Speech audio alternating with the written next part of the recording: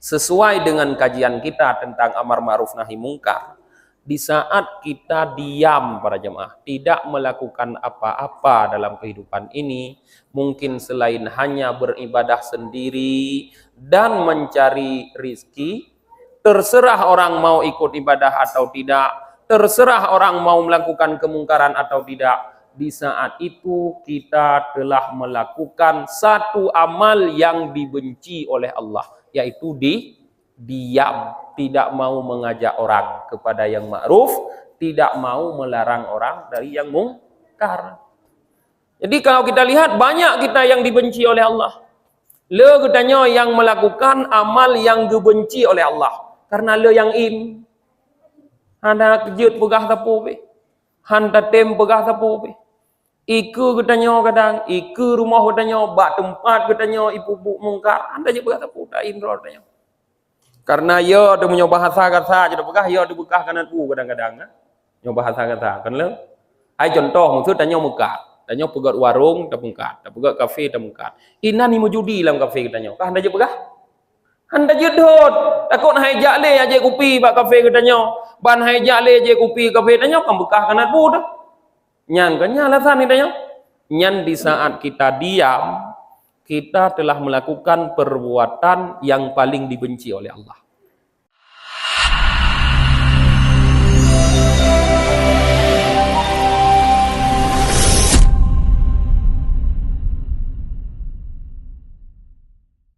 Allah wa barakatuh. Alhamdulillahi rabbil alamin.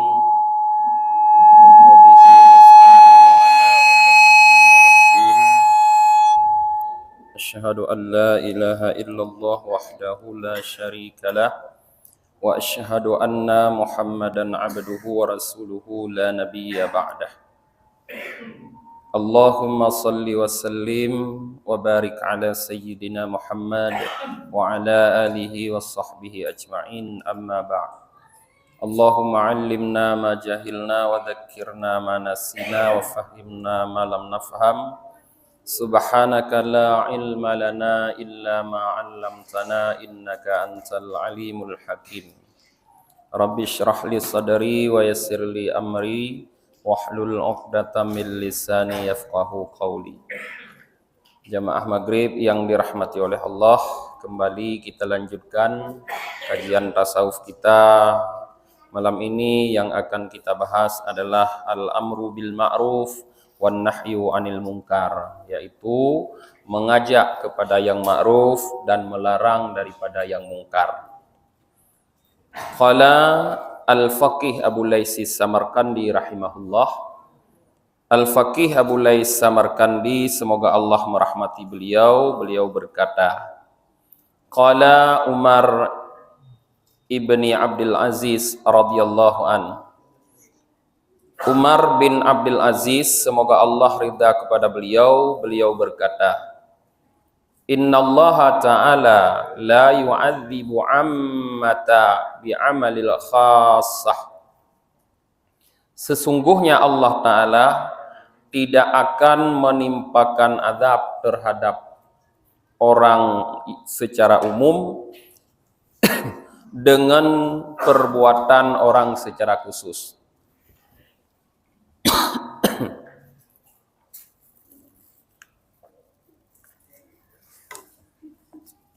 Walakin idza adharatil ma'asi falam yunkiru faqad istahaqqal qaumu jami'al 'uqubah. Tetapi kata beliau, apabila perbuatan maksiat sudah dilakukan secara terang-terangan tetapi mereka tidak mau mengingkari perbuatan maksiat tersebut, maka sudah sepatutnya semua mereka mendapatkan siksaan. Jadi para jamaah, Umar bin Abdul Aziz ini adalah seorang khalifah di masa Bani Umayyah, yaitu periode kedua di masa kekuasaan Islam setelah periode Khulafaur Rasyidin. Beliau dikenal sebagai seorang khalifah yang sangat adil. Pemerintahan beliau tidak lama, hanya sekitar 2 tahun. Tapi mampu membuat masyarakatnya, rakyatnya menjadi sejahtera.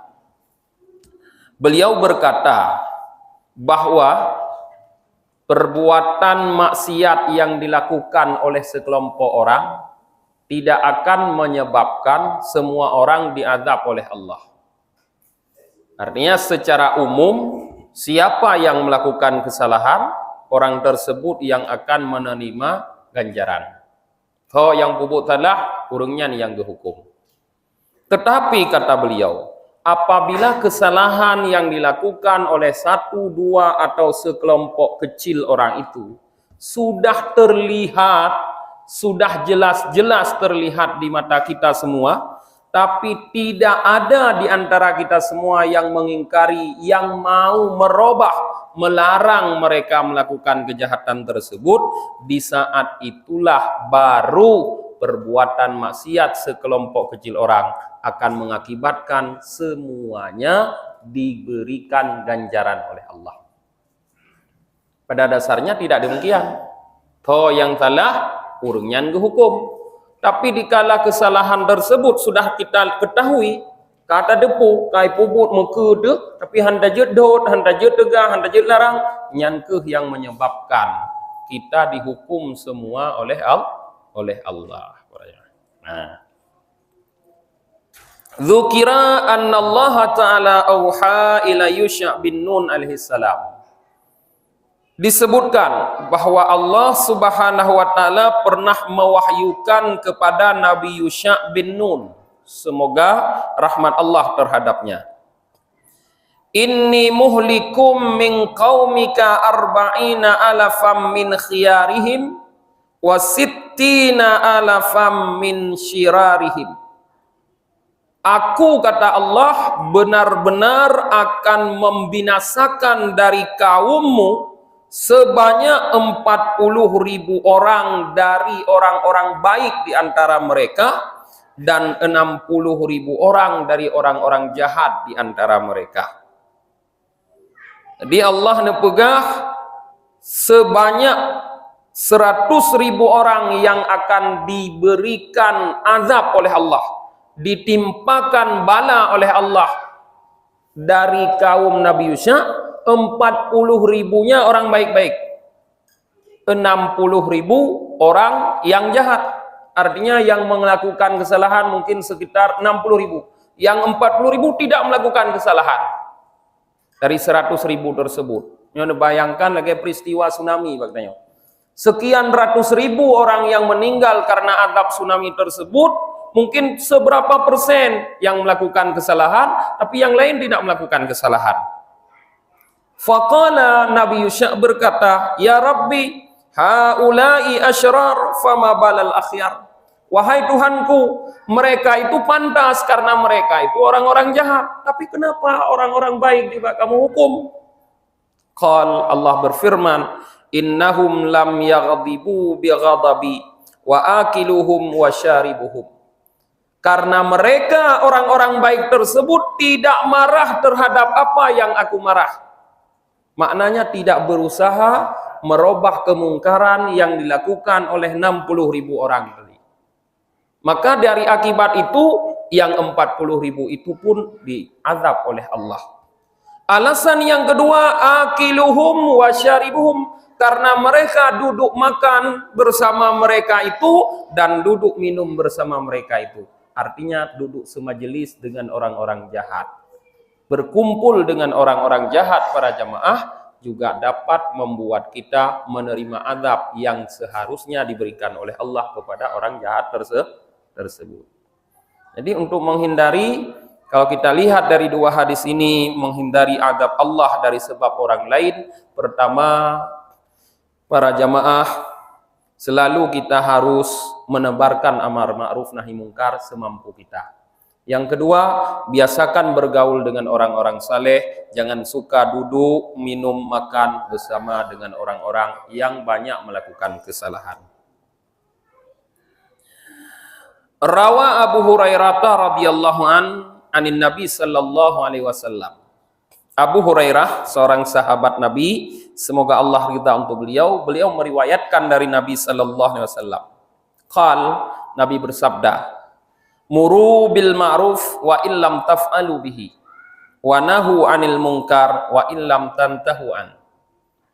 Ajaklah, perintahkanlah, kata Rasulullah, dengan yang ma'ruf sekalipun engkau belum melakukannya, dan laranglah orang daripada yang mungkar sekalipun kamu belum mampu berhenti daripadanya. Nah, ini adalah batasan maksimal amar ma'ruf nahi mungkar. Di saat kita belum mampu melakukan kebaikan, jangan kita berpikir bahwa kita belum pantas mengajak orang lain kepada kebaikan.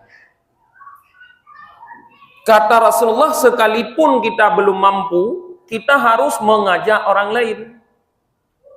Tanya kalau mampu mungkin untuk hadir selalu berjamaah, palingnya 3 jam, tapi juga harus ajak orang lain untuk ikut berjamaah. Kita belum mampu melakukan apapun perbuatan baik, tapi usaha mengajak orang lain harus ada. Dan begitu pula melarang kemungkaran, kata Rasulullah, sekalipun kita belum mampu berhenti, kita tetap harus melarang orang lain dari kemungkaran. Nah, mungkin tanya, tapi tapi anak tu baik tak puyu, tak tham. Kapegah tanya anak kasih biah ke mentang inan baik rokah. Kasih belum mentang yang kajut lagi nyo baik kah baik le. Kita jekun baik gara-gara tanya terpuput anak-anak dengan dadam. Nah, begitulah maksimalnya mengajak kepada yang ma'ruf, melarang daripada kemungkaran. Artinya tidak pandang siapa dia. Apakah dia taat, apakah dia orang yang bermaksiat, perintah untuk mengajak orang kepada yang ma'ruf dan melarang kepada yang mungkar tetap terbeban kepada orang tersebut. Tidak pandang bulu. Jadi nyokon urusan hanya urang-urang saleh yang pekat kepada ma'ruf nahi yang larang mungkar. Kon hanya kewajiban pemerintah, kon hanya kewajiban orang-orang kaya, tetapi kewajiban semua kita, sampai kepada orang yang masih melakukan kemungkaran itu sendiri, wajib melarang orang lain daripada perbuatan mungkar. Ruya warawa Anas bin Malik radhiyallahu ta'ala an. Anas bin Malik, beliau adalah pembantu Rasulullah, tinggal di rumah Rasulullah selama 7 tahun bersama Rasulullah. Beliau meriwayatkan sebuah hadis dari Rasulullah, annahu qal, bahwa Nabi sallallahu alaihi wasallam bersabda, "Inna minan nasi nasan mafatihu lil khairi mughaliku lisyar."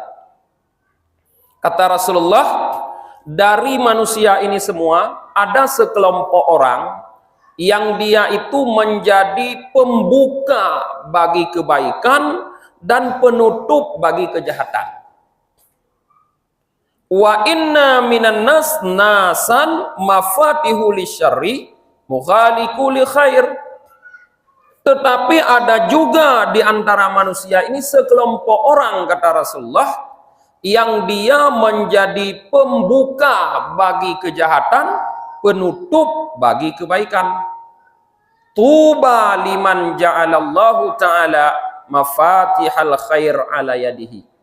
Maka beruntunglah, kata Rasulullah, orang-orang yang Allah jadikan pembuka, kunci kebaikan ada di dalam tangannya.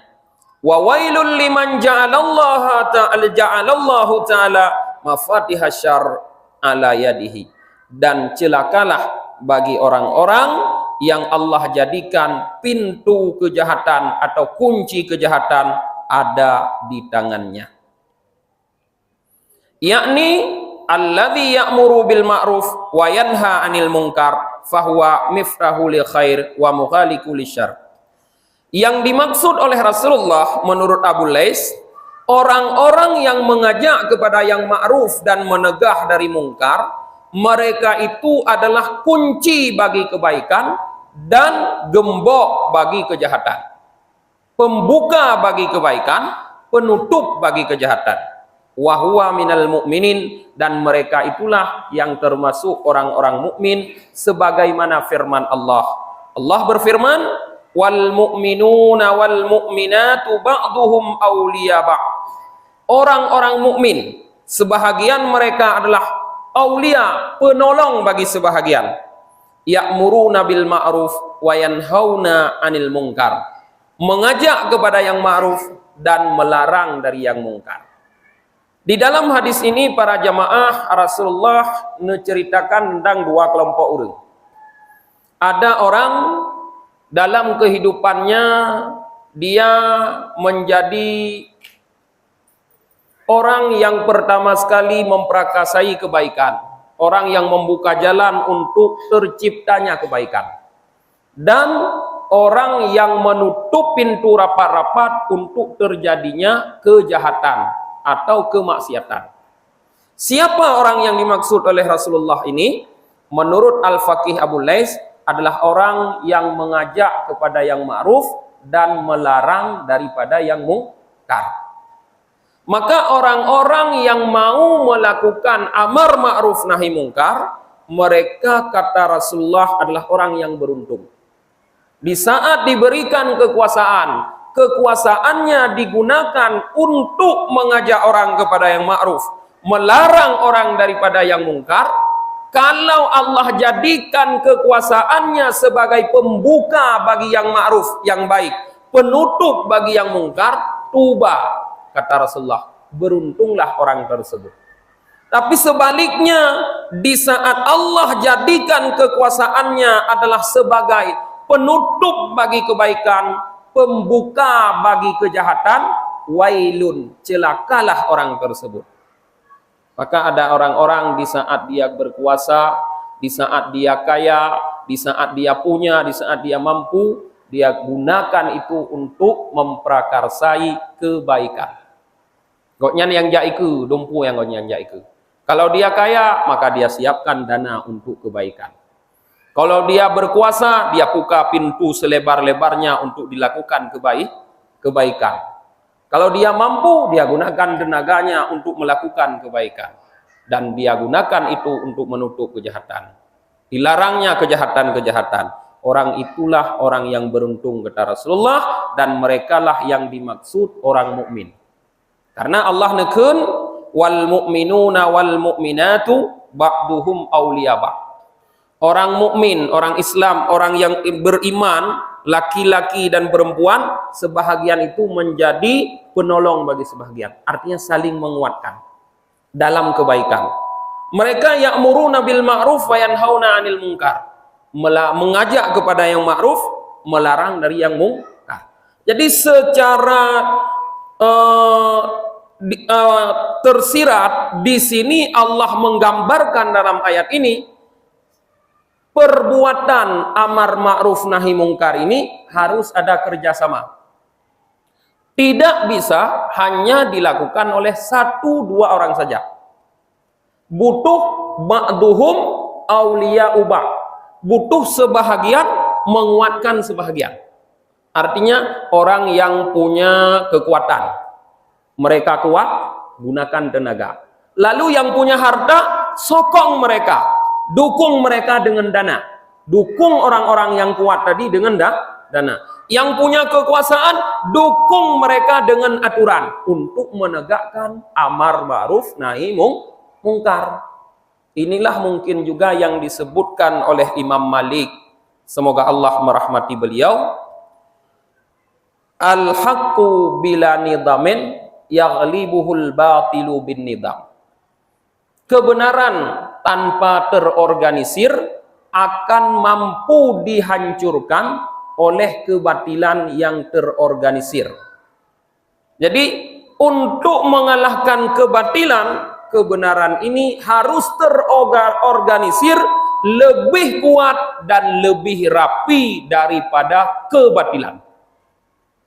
Disinilah orang harus berlomba-lomba membangun organisasi kebaikan sekuat-kuatnya dengan tujuan untuk dapat mengalahkan kebatilan. Inilah makna ba'duhum awliya'u ba'd. sebahagian menolong sebahagian yang lain sesuai dengan kelebihan masing-masing yang diberikan oleh Allah.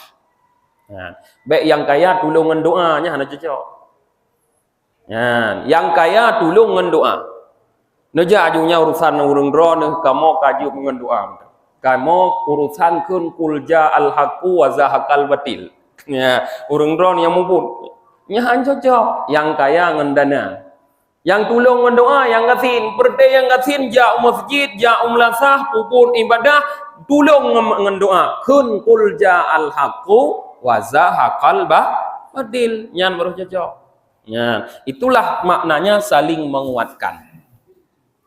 Sedangkan orang-orang yang celaka, yang Allah jadikan kunci kejahatan, pembuka kejahatan, dan gembok daripada kebaikan, artinya dia akan menjadi penutup jalan untuk melakukan kebaikan di dalam kekuasaannya. Menurut Abu Lais, yang dimaksud orang tersebut adalah orang munafik. Nah, orang-orang yang dengan kekuasaannya dia membuka jalan untuk kejahatan, tapi menutup kebaikan. Bubut yang enggak hanya bubut, dipersempit ruang untuk melakukan kebaikan, dibuka ruang selebar-lebarnya untuk melakukan kejahatan, kemaksiatan. Ada orang yang dengan kekayaannya dia menjadi orang yang memprakarsai terjadinya maksiat. Dibuka tempat-tempat maksiat, dia berusaha menutup tempat-tempat baik. Nah, kadang-kadang karena di samping masjid dia sudah membuka bar, tuturah luar, dia berusaha agar masjid itu ditutup. Di Banjara masjid baik dapat izin, nyokadi pu izin ditun uku baik leji izin. Di Banjara didekatinya pejabat-pejabat yang korup, diusahakan supaya masjid tidak dapat izin. Nyau bentuk-bentuk orang laginya, kata Abu Lais, yang dimaksud oleh Allah dengan mereka itu adalah al-munafikun, orang-orang munafik. Jadi hati-hati para jamaah di saat getanya melakukan kegiatan yang membuka pintu untuk kejahatan, untuk kemaksiatan, tapi kita berusaha menutup kebaikan, maka di saat itu kita sudah termasuk orang munafik. Allah berfirman, al-munafiquna wal munafiqatu ba'duhum min ba'd ya'muruna bil munkar wa yanhauna 'anil ma'ruf. Orang-orang munafik, laki-laki dan perempuan, kata Allah, sebahagian mereka itu dari sebahagian yang lain mengajak dengan mungkar dan melarang dari yang ma'ruf. Jadi orang munafik itu saling mengajak untuk melakukan kemungkaran dan saling melarang untuk melakukan ma'ruf, kebaikan. Jadi sesama mereka memperkuat diri untuk tertimbulnya mungkar, juga memperkuat diri untuk tertutupnya pintu ma'ruf. Disinilah perjuangan para jamaah kita umat manusia untuk saling memperkuat diri. Orang baik harus memperkuat diri supaya mampu mengalahkan orang-orang jahat. Orang beriman harus memperkuat diri dengan berorganisasi yang rapi supaya mampu mengalahkan orang-orang munafik. Punya orang iman masing-masing geduk gerau dalam tago cuma gemeratip yang sanggup mengalahkan orang munafik. Akhirnya orang-orang munafik itulah yang berkuasa sehingga di mana-mana terjadi kemungkaran tanpa bisa lagi kita larang. Qala Amirul Mukminin Ali bin Abi Thalib karamallahu wajhah. Amirul Mukminin yang ketiga yang keempat setelah Abu Bakar, Umar dan Utsman. Beliau bernama Ali bin Abi Thalib karamallahu wajhah. Beliau berkata, afdalul a'mal al-amru bil ma'ruf wan nahyu anil munkar. Wa syatna anu fasiki yakni baghduhu. Faman amara bil ma'ruf faqad syadda dhahral mu'min wa man naha anil munkar aghrama amfal munafik. Amal yang paling utama, kata Sayyidina Ali, adalah amar ma'ruf nahi mungkar dan mencela orang-orang fasik. Maksud mencela bagduhu, marah kepada orang fasik, tidak senang, tidak bergaul dengan orang fasik. Maka kata beliau, siapapun yang mengajak kepada yang ma'ruf, maka sungguh dia telah menegakkan tulang punggungnya orang mukmin. Sedangkan orang-orang yang melarang daripada yang mungkar, sungguh dia telah menghinakan orang munafik. Nah, jadi dalam pernyataan Sayyidina Ali di sini, para jemaah, dapat kita ketahui beberapa. Yang pertama, bahwa amal yang paling utama adalah menegakkan amar ma'ruf nahi mungkar. Nyan amal yang paling utama. Dan mencela orang fasik. Sehingga orang dalam kehidupannya kadang-kadang tidak melakukan dua-dua, para jemaah. Ada orang yang lebih fokus kepada amar ma'ruf. Dia berorganisasi, memperkuat organisasinya untuk mengajak kepada yang ma'ruf. Ngajak orang salat, ngajak orang bayar zakat, ngajak orang haji, ngajak orang umrah. Nyan amar ma'ruf. Fokusnya kepada amar ma'ruf. Di saat orang itu fokus kepada amar ma'ruf, dia sudah menjadi tulang punggungnya orang mukmin, kata Sayyidina Ali. Artinya dia sudah memperkuatkan Islam. Tapi ada sebahagian kelompok yang lebih fokus kepada nahi mungkar. Mungkin amar ma'rufnya agak kurang, mengajak orang salat agak kurang, mengajak orang zakat dan berhaji dan sebagainya agak kurang, tapi dia fokus kepada membasmi kejahatan, membasmi kemungkaran. Nah, orang-orang ini, kata Sayyidina Ali, adalah orang-orang yang telah menghina orang munafik. Maka dari dua orang ini, yang amalnya sama-sama amal mulia, yang paling beresiko adalah yang kedua, yang melarang kemungkaran. Karena biasa orang marah bukan kita ajak kepada kebaikan, tapi kita larang perbuatan jahatnya. Nyata bakat orang temayang jarang bengeh orang. Dak hana getim han bengeh ke. Paling gelak kata gai aduh kepegahnya tapi hana senang kata gai kanging gop du. Engkajak le gede, paling lengian. Setelah itu dia telah lupa. Tapi menyota larang orang kepada kemungkaran, nyan idam tuh troh banyak cucot. Jadi lebih beresiko melarang kemungkaran daripada mengajak kepada kebaikan. Karena ini lebih beresiko, melarang kemungkaran lebih beresiko, maka sesuai dengan kaedah umum bahwa perbuatan itu diberikan nilainya oleh Allah sesuai dengan bebannya, maka nahi mungkar lebih utama lagi daripada amar ma'ruf. Nyo lagi tanya nyo amar ma'ruf insyaallah kana tajak-jak mentang ikut urang. Oh dan nak jak ikut urang nak semayang. Yang ke bentuk amar ma'ruf, dakwah bil hal. Walaupun hana ada pegang ngabah, tapi keadaan katanya kan berdakwahnya. Ingin urang tanya tanak jak lasah. Ingin urang tanak jak balik. Itu pule urang nak ada pegang pengajian balik. Yang amar ma'ruf. Hana orang yang bengeh katanya. Tapi ci coba dia drone takalan bak gide urang kamu grep hana semayang dadam hai pulang kamu grep tok gide. Nyan mandum urang bengeh katanya. Mandum urang icah katanya. Idam dalam. Ya, tapi disitulah nilai terbesar. Nyan yang nit urang. Ya, yang nit. Ya. Kemudian para jamaah dalam riwayat yang lain, warawa Sa'id an Qatadah, Sa'id meriwayatkan daripada Qatadah. Qala Qatadah berkata, Dzukira lana anna rajulan atan Nabi sallallahu alaihi wasallam wa huwa yauma idzin bi Makkah.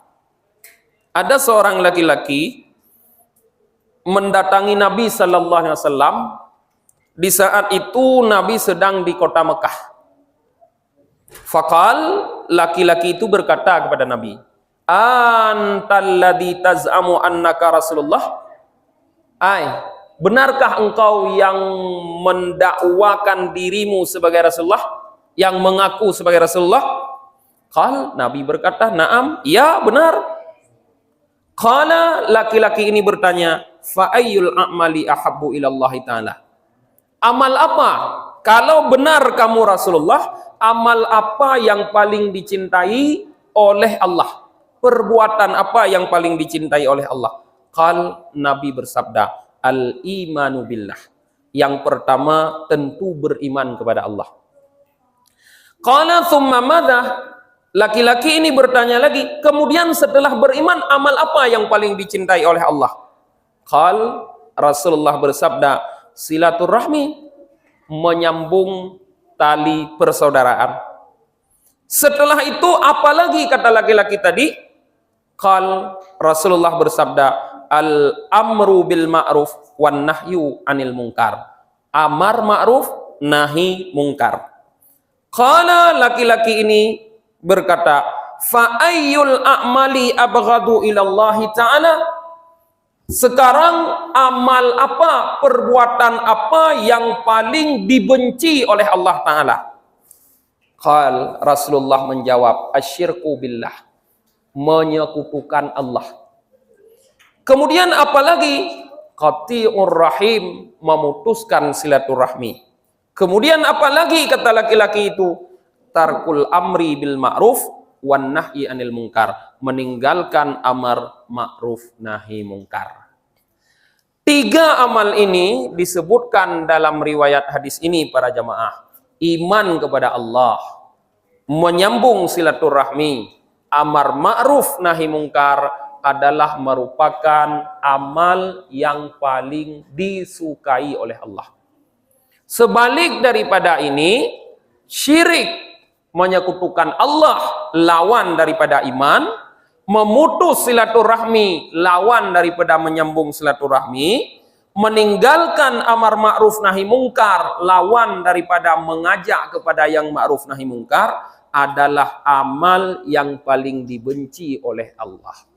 Sesuai dengan kajian kita tentang amar ma'ruf nahi mungkar, di saat kita diam para jemaah, tidak melakukan apa-apa dalam kehidupan ini, mungkin selain hanya beribadah sendiri dan mencari rizki, terserah orang mau ikut ibadah atau tidak, terserah orang mau melakukan kemungkaran atau tidak, di saat itu kita telah melakukan satu amal yang dibenci oleh Allah, yaitu diam, tidak mau mengajak orang kepada yang ma'ruf, tidak mau melarang orang dari yang mungkar.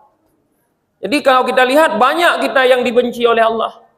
Le katanya yang melakukan amal yang dibenci oleh Allah. Karena le yang Handa kejut pegah tapu be.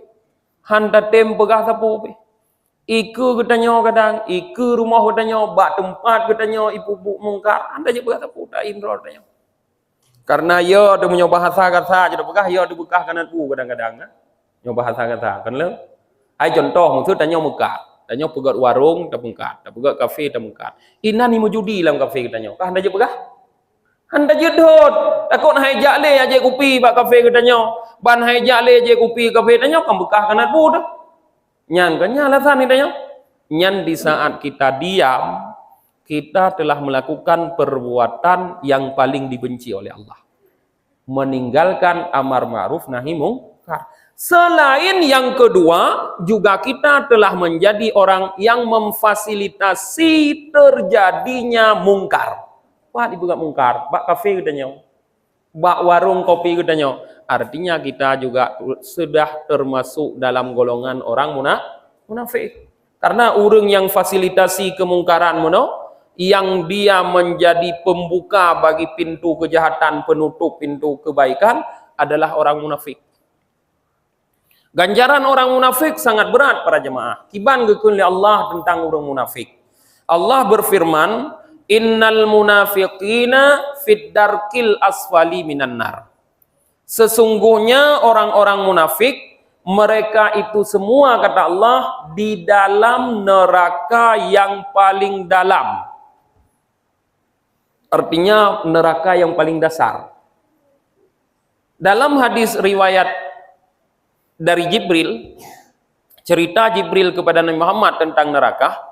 Neraka paling dasar itu kata Jibril namanya Hawiyah. Neraka tingkat pun. Neraka itu bertingkat-tingkat. Terbangun bertingkat-tingkat. Pokoknya lagi rumah bertingkat ke atas. Jadi yang paling dasarnya namanya neraka Hawiyah. Itu adalah neraka yang paling keras siksaannya. Dia lebih keras siksaan di neraka Hawiyah itu 70 kali daripada neraka di atasnya. Lebih tegar ke siksa orang dalam neraka Hawiyah 70 ga daripada orang iwatuh nerakanya. Bayangkan dia yang paling di bawah. Berarti di antara seluruh neraka Hawiyah lah yang paling keras siksaannya. Siapa yang menjadi penduduk neraka Hawiyah? Kata Jibril, Fir'aun, Haman, Ashabul Ma'idah, dan orang-orang munafik. Na'udzubillah. Orang munafik tempatnya bersama Fir'aun, Haman, dan Ashabul Ma'idah di dalam neraka.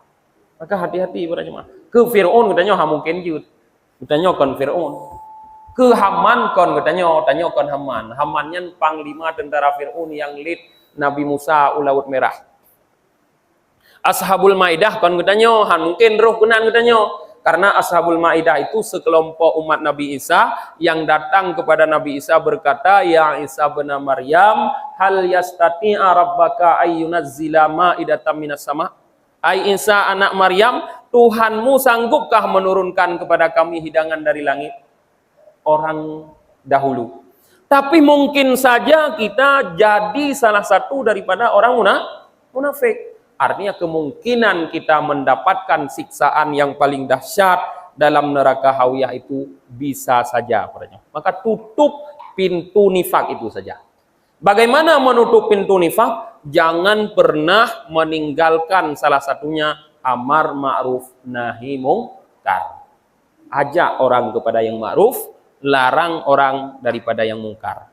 Tapi kita perlu paham, nanti akan kita sampaikan dalam kajian kitab ini, bahwa mengajak kepada yang ma'ruf dan melarang dari yang mungkar, yang secara singkat kita sebutkan dengan dakwah, itu punya metodologi. Berdakwah kon menan-menan mendong, kon saya tajak aju tiap tumpang giing magok. Tiap temuna laju inan. Menghangkap lung ingat. Kon laganya ada metodologinya. Sehingga di antaranya Allah Subhanahu wa taala di saat memerintahkan Nabi Musa berdakwah kepada Fir'aun, apa kata Allah? Qula lahu qaulal layyina. Katakan oleh kalian berdua, yaitu yang maksud Musa dan Harun, bagi Fir'aun qaulal layyina, dengan perkataan yang lemah lembut. Jadi melarang mungkar juga harus lemah lembut para jemaah. Jangan dengan kasar. Melarang mungkar. Baik karena tanya juga kamu en bohtoh laju. Mungkin muka hai poh tiga tapi melikut caruh tu. Para jemaah. No ile menteng kajian katanya mungkin 1-2 dang isya 42 menit tu yang dah bertanya silahkan. God. Tadi mengajak orang berbuat baik. Kalau dijadikan bisnis itu bagaimana hukumnya? Contoh. Travel umrah. Gimana? Menjual madu. Oh, menjual madu. Menjual madu. Kemudian mengajak orang umroh. Ya. Tapi dibisniskan. Bisniskan. Menjual habatu sauda mungkin lebih cocok. Bagaimana hukum itu? Ya. Artinya dia orang pandai itu. Sambil berenang minum susu ya. Sambil berenang dia minum susu. Tapi secara zahir kita nampak itu orang pandai. Dia bisa berdakwah, tapi juga bisa berbisnis. Tetapi nilai itu tergantung niat. Kita tidak bisa mengukur. Tidak ada orang yang bisa mengukur niat orang lain kecuali hanya dirinya dengan Allah. Sampai malaikat pun tidak tahu. Ulang-ulangnya. Jadi lebih baik kita berhenti menghakimi, mengukur orang tersebut. Kita lihat orang tersebut secara zahir sudah melakukan kebaikan dan dia pintar. Caranya. Secara zahir jarang. Bisnis lancar, berjalan, kebaikan tersebarkan. Nit homnya nyana drawing Allah Taala in khairan fa khairun, in syarran fa syarrun. Jika niatnya baik dibalas kebaikan, jika niatnya jahat dibalas kejahatan. Anak payah dah fikir dia jangan. Ya, ka enam kan? Tenang nian. Ya, nala indam pertanyaan. Kabeh nale? Ya, menyo kabeh Ratup eno mentang pengajian kitanya, kita baca doa akhir majlis. Subhanakallahumma wa bihamdika wa nashhadu an la ilaha illa anta wa nastaghfiruka wa natubu ilaih. Subhana rabbika rabbil izzati amma yasifun. Wassalamun alal mursalin walhamdulillahi rabbil alamin. Sallallahu ala Muhammad sallallahu alaihi wasallam. Sallallahu ala Muhammad sallallahu alaihi wasallam. Sallallahu ala Muhammad. Ya Rabbi salli alaihi wasallam.